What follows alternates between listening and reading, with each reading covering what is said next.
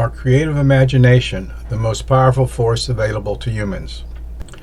In my writing and recordings, I rarely quote others. Rather, I make every effort to speak from my truth, what I've experienced about creation, and what I've come to understand and believe about creation. What I've come to understand and believe about creation, our creative power and creative ability, such that I live my life such that what I think, believe, and say is reflected in the choices I make and how I live my life. I feel it is most important that I walk my talk.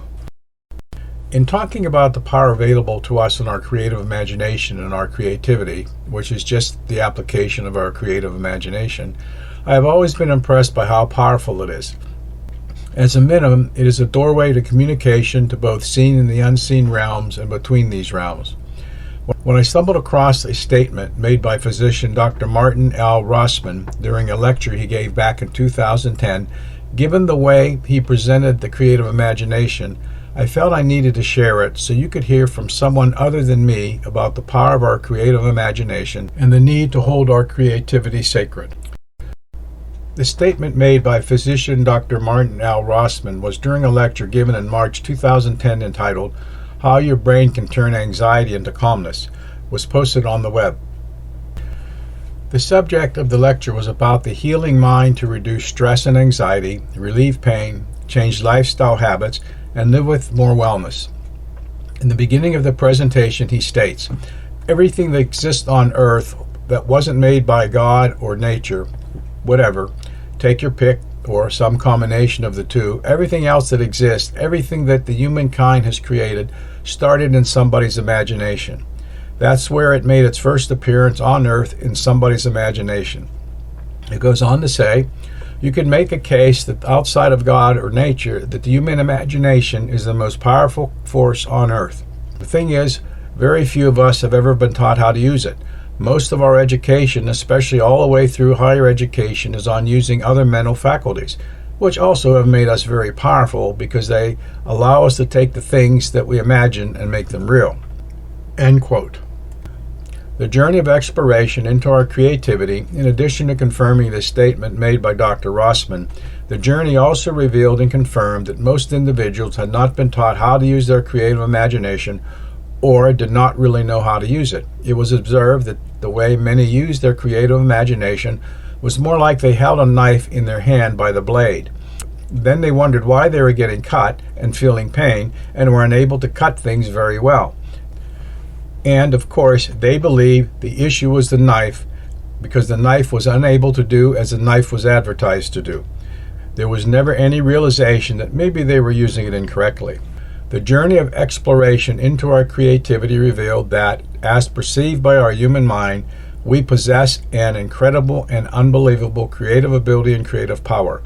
Our human mind has difficulty believing and accepting we have such power and ability because the human mind says, "If I have such a power and ability, how come I can't and I don't get what I want?" The answer to this is relatively simple and has two parts.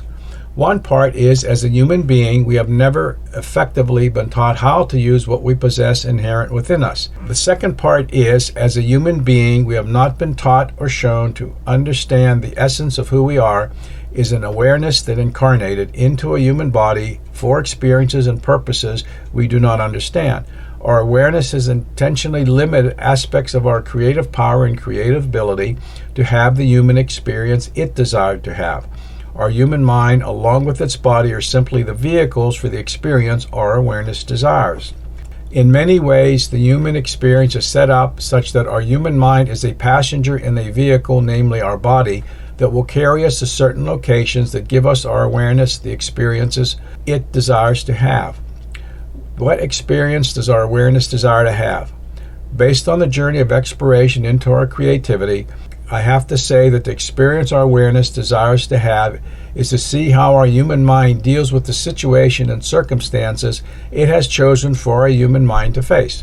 We have been given a free will and we are free to choose how we respond to any situation. It is also clear our life is set up such that we are groomed for what our awareness ultimately desires to experience in this life. Having a human body, the human experience is such that our attention and awareness is continually pulled to look outward in order to survive. To keep us on course towards the experience our awareness desires, it provides an internal guidance to guide us if we are paying attention to the guidance provided. However, to access this guidance, we need to focus inward. Our challenge as a human being is to learn to follow that inner guidance. But along with this inner focus to listen to our guidance, we will learn to pay closer attention to our creative imagination and how it is interpreting what we are experiencing. In many ways, our lives are set up to expand and exercise our creative imagination. In doing so, this inward-outward dance of awareness, we learn the essence of what we need to learn to claim our birthright as a creator that we are. In many ways, the human experience allows us the opportunity to grow and expand our creative power and creative ability as a creator of both our experiences and the reality of those experiences. Our creative imagination allows us to access the unseen realms, and most importantly, it enables to contact and communicate with the creative source of creation. What needs to be understood is our creativity is simply the application of our creative imagination in both the seen and unseen realms. As you will always hear me say, you do not have to take my word for what I say about the nature of creation and our creative power and creative ability. Rather, do your own experiments and see if what I report is true. You may find you have more creative power and creative ability than you have ever imagined.